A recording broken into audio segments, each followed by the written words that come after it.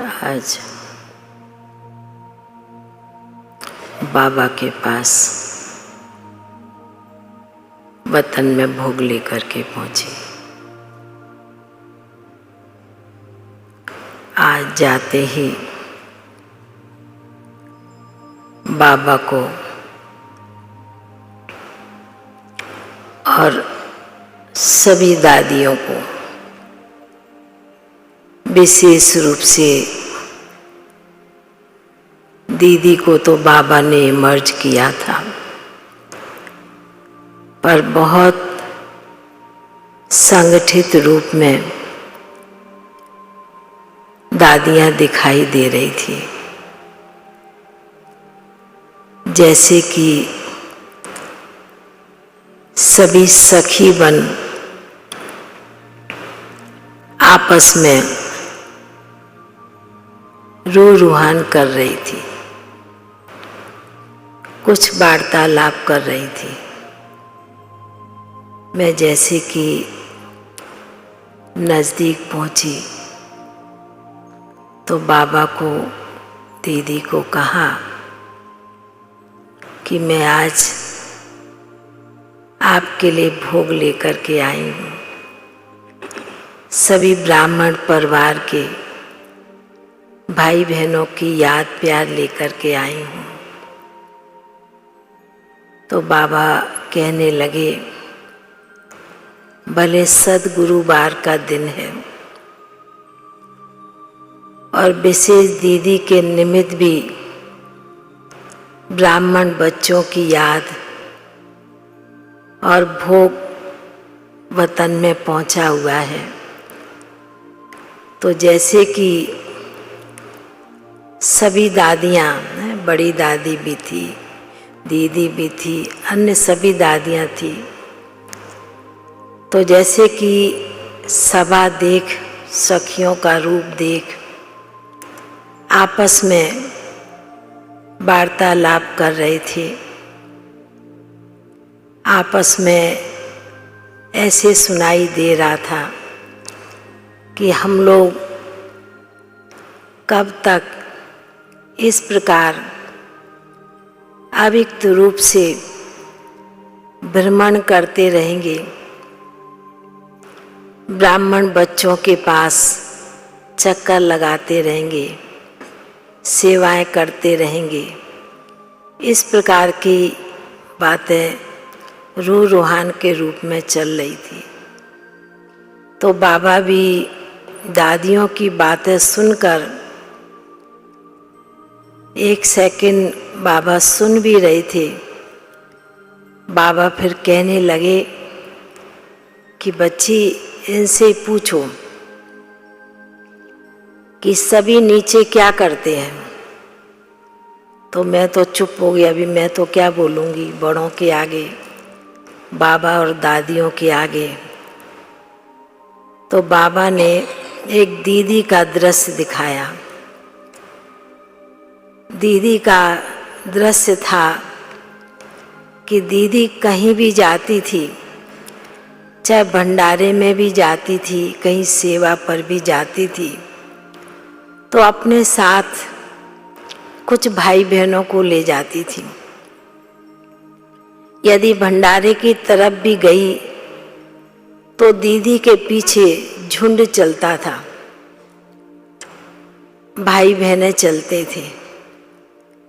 तो बाबा कहने लगे कि जिस प्रकार साकार में दीदी कहीं भी सेवा अर्थ जाती थी तो दीदी के साथ भाई बहनें जाते थे, तो उसी प्रकार दीदी सभी को उमंग उत्साह भी बहुत दिलाती थी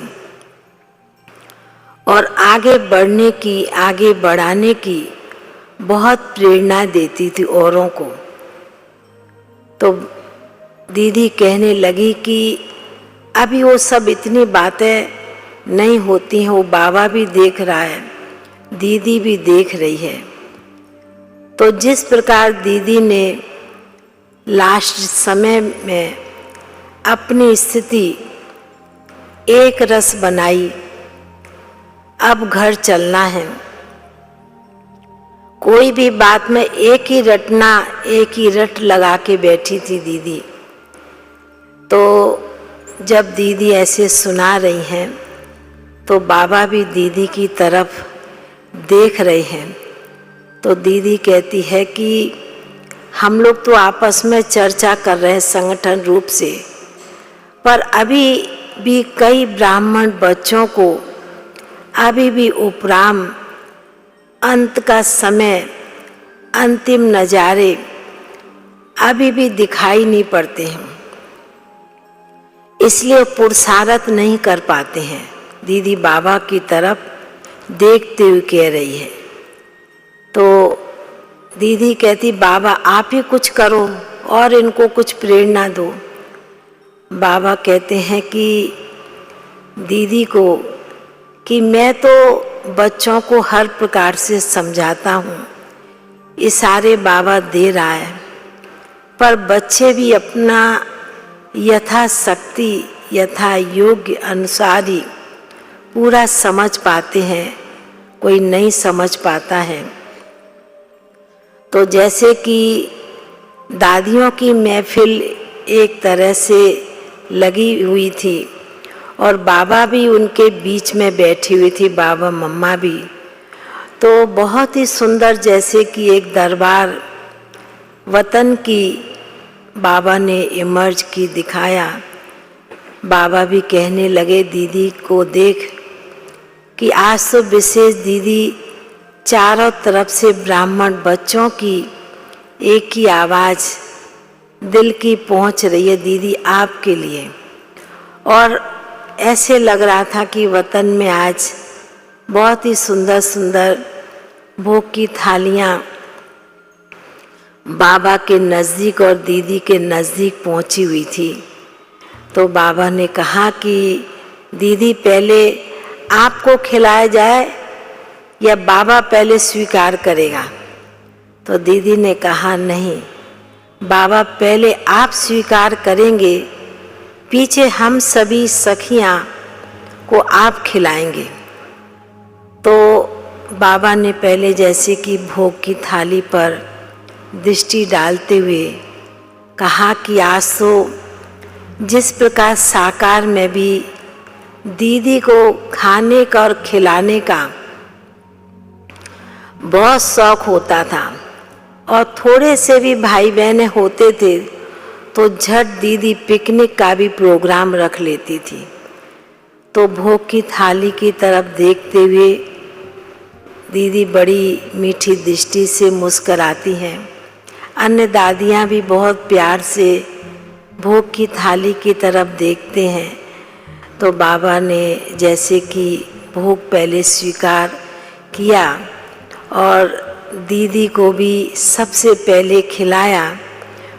दीदी को बाबा ने कहा कि दीदी आज तो आपके निमित्त है, पर आपकी सखियां भी वतन में इमर्ज है तो उनको भी बाबा खिलाता है। तो ऐसे लग रहा था कि आज वतन में बहुत ही सुंदर दृश्य था और बाबा ने सभी आदि रत्नों दादियों को जो इमर्ज किया, और इमर्ज करते ऐसे लग रहा था सभी के सिर के ऊपर बहुत ही सुंदर एक कहीं तेजस्वी प्रकाश में ताज बाबा ने उन सब दादियों को पहनाया हुआ था। बाबा ने कहा कि ये बच्चियां मेरी भविष्य में होवनहार महारानी महाराजा बनने वाले हैं। बाबा इनका वही आदि स्वरूप अनादि स्वरूप आज वतन में देख रहा है, क्योंकि इन बच्चियों ने विशेष शुरू में जो त्याग तपस्या की है, बाबा वो दादियों का दादाओं का वो स्वरूप देख रहे हैं। तो जैसे कि बाबा ने वह रूप इमर्ज किया, तो दीदी को मैं कह रही हूँ कि दीदी आपको सुनाएंगे सभी बाबा के बच्चों के लिए। तो दीदी बड़ी मीठी दृष्टि से देखते हुए कहती है कि सभी बाबा के बच्चे, ब्राह्मण बच्चे, अभी लास्ट समय चल रहा है। लास्ट समय का बच्चों के आगे, ब्राह्मण बच्चों, भाई बहनों के आगे वो दृश्य मर्ज होते रहना है और उसी अनुसार पुरुषार्थ करते रहना है, क्योंकि समय बहुत नज़दीक है।